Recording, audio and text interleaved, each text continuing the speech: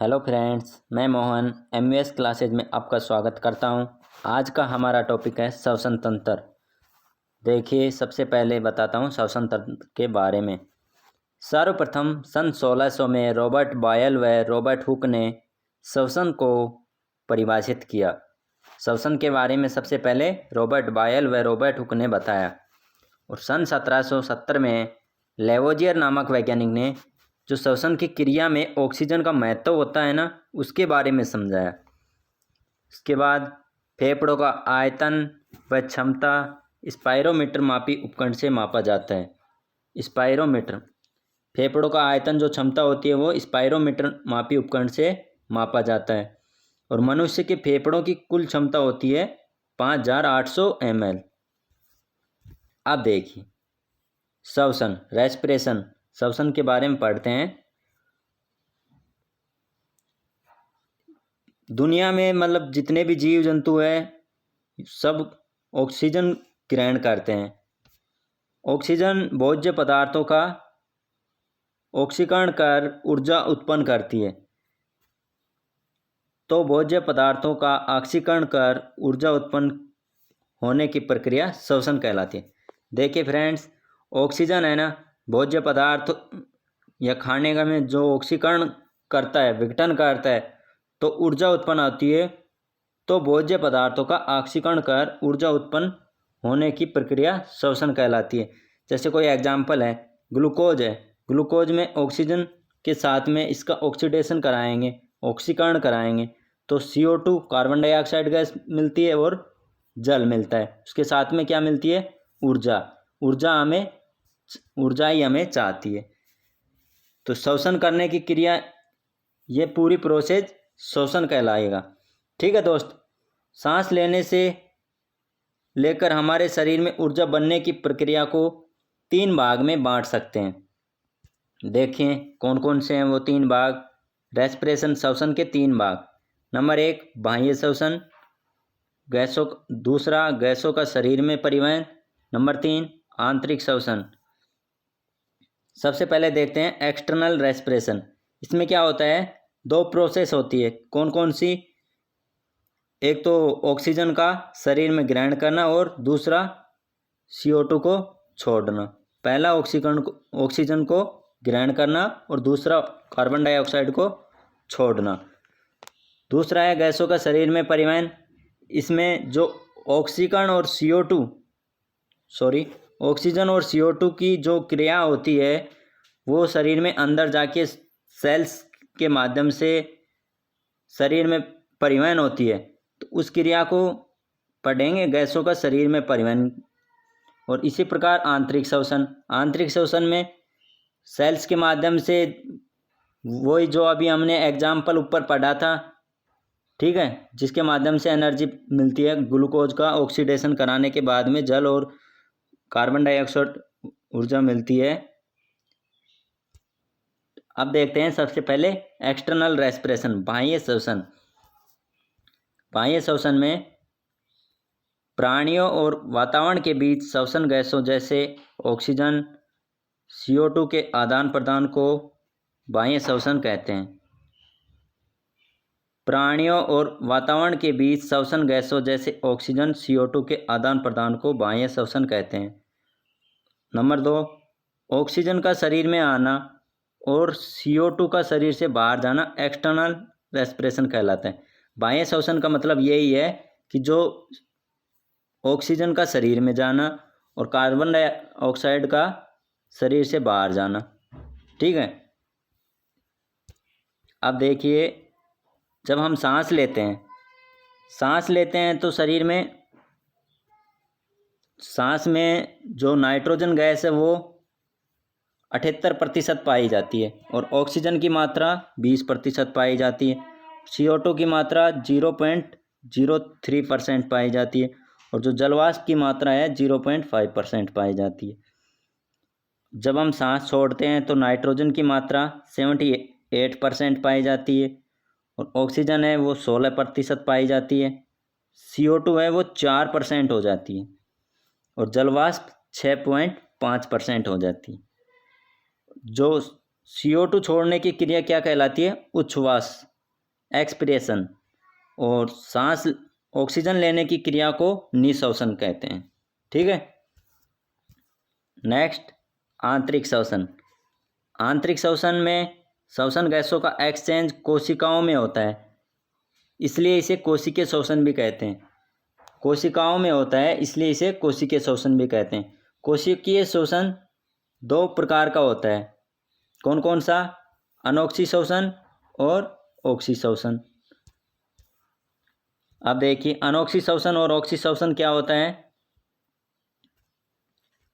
जो श्वसन ऑक्सीजन की उपस्थिति में होता है उसे अनोक्सी श्वसन कहते हैं, और ऑक्सी श्वसन में क्या होगा? ऑक्सीजन की उपस्थिति में जो भी है वो, जैसे ग्लूकोज के कोई अणु है तो उसका कंप्लीट ऑक्सीडेशन हो जाता है। जैसे ये कोई एग्जाम्पल है ना, ये नीचे दिया हुआ है। और अनोक्सी श्वसन में कोशिका द्रव मतलब साइटोप्लाज्म में पूरी होती है। जो कोशिका द्रव होता है उसमें इसका आंशिक विघटन होता है।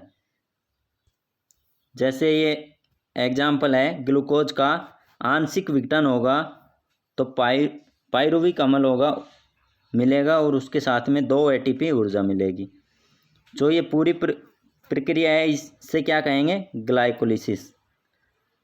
अब देखिए, अनोक्सी श्वसन में, अनोक्सी श्वसन में ऑक्सीजन की उपस्थिति में कंप्लीट ऑक्सीडेशन होता है, और ऑक्सी श्वसन माइटोकॉन्ड्रिया में विशेष एंजाइम की उपस्थिति में पूरी होती है।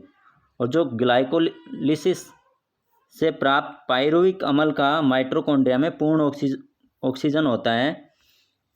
जैसे एग्जाम्पल के माध्यम से देखते हैं, जो ग्लूकोज है, ग्लूकोज का ऑक्सीजन की उपस्थिति में ऑक्सीकरण कराएंगे तो CO2 प्लस में जल मिलेगा, उसके साथ में 36 ATP ऊर्जा। वो ऊर्जा है ना, बहुत अधिक मात्रा में मिलती है।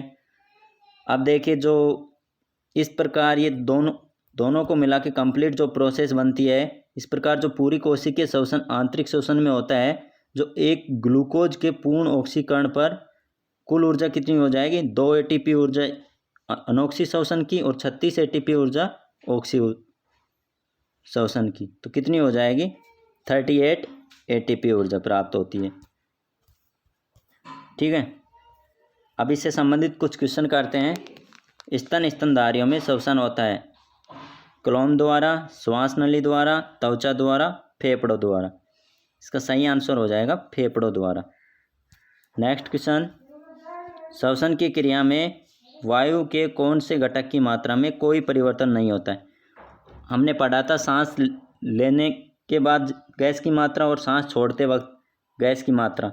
तो उसमें देखा था जो नाइट्रोजन है, नाइट्रोजन की मात्रा लेते वक्त भी 78% और छोड़ते वक्त भी नाइट्रोजन की मात्रा 78%, उसमें कोई परिवर्तन नहीं होता है, इसलिए इसका सही answer option A. Next question,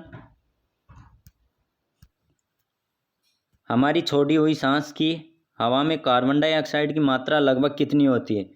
जब हम सांस छोड़ते हैं तो उसमें CO2 की मात्रा कितनी होती है? ऑप्शन ए 4%, 8%, 12%, 16%। इसका सही आंसर होगा option A 4%। Next question, anoxy श्वसन का अंतिम उत्पाद होता है कार्बन डाइऑक्साइड और जल, लैक्टिक अम्ल, फ्यूमेरिक अम्ल, पाइरुविक अम्ल। अनोक्सी श्वसन में देखा था ना, पाइरुविक अम्ल प्राप्त होता है जब जो ग्लूकोज से का आंशिक ऑक्सीकरण करवाते हैं तो पाइरुविक अम्ल प्लस 2 ATP ऊर्जा मिलती है। ठीक है। नेक्स्ट क्वेश्चन, कैफ्स चक्कर में किसका संश्लेषण होता है? जो ऑक्सी श्वसन में जो कंप्लीट प्रोसेस हुई थी ना कैफ्स, उसे हम कैफ्स चक्कर के नाम से जानते हैं। और इसका संश्लेषण कैसे होता है? कैफ्स चक्कर में किसका संश्लेषण होता है? इसमें संश्लेषण होता है पाइरुविक अम्ल का। इसका सही answer option A. Next question, श्वसन की क्रिया संपन्न होती है किस? श्वसन की जो क्रिया होती है संपन्न होती है किसमें? राइबोसोम, लाइसोसोम, माइटोकॉन्ड्रिया, हरित लवकों में। इसका सही answer option C, mitochondria. Next question, मनुष्य में ब्रीथिंग के दौरान निकलने वाली वायु में ऑक्सीजन की मात्रा कितनी होती है? जब हम सांस छोड़ते हैं तो ऑक्सीजन की मात्रा कितनी होती है? जब लेते हैं तो कितनी होती है ऑक्सीजन की मात्रा? 20%। और जब छोड़ते हैं तो ऑक्सीजन की मात्रा 16%। तो इसका सही आंसर ऑप्शन बी। इसी प्रकार नेक्स्ट क्वेश्चन, एक ग्लूकोज के पूर्ण ऑक्सीकरण पर कितने एटीपी अणु का निर्माण होता है? तो इसका आंसर हो जाएगा 38। जो 2 एटीपी और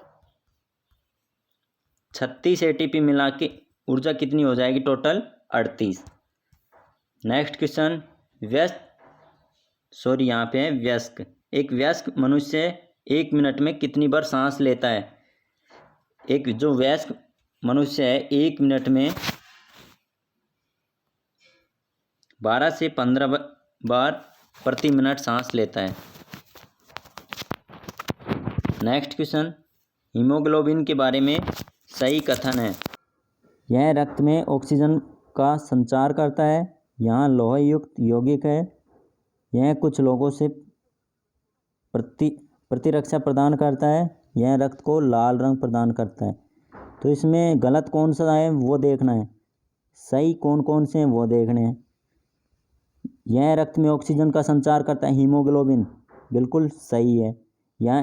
यह लोह युक्त यौगिक है, यह भी बिल्कुल सही है।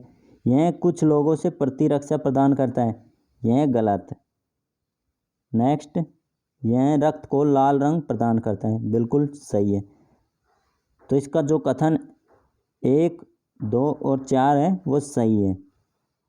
नेक्स्ट क्वेश्चन, मनुष्य में श्वसन प्रक्रिया का नियंत्रण मस्तिष्क के किस भाग के द्वारा किया जाता है? Option A medulla oblongata, pons, corpus callosum, अनुमस्तिष्क। इसका सही answer medulla oblongata. Next question, शरीर में हीमोग्लोबिन का कार्य है ऑक्सीजन का परिवहन, जीवाणु को नष्ट करना, लोहे का उपयोग, इनमें से कोई नहीं। इसका सही आंसर ऑप्शन ए ऑक्सीजन का परिवहन करना। दोस्तों, अगर यह वीडियो आपको अच्छा लगा है तो जल्दी से वीडियो को लाइक करिए, शेयर करिए, कमेंट करके बताइए। अगर चैनल को सब्सक्राइब नहीं किया है तो प्लीज़ चैनल को सब्सक्राइब कर लीजिए।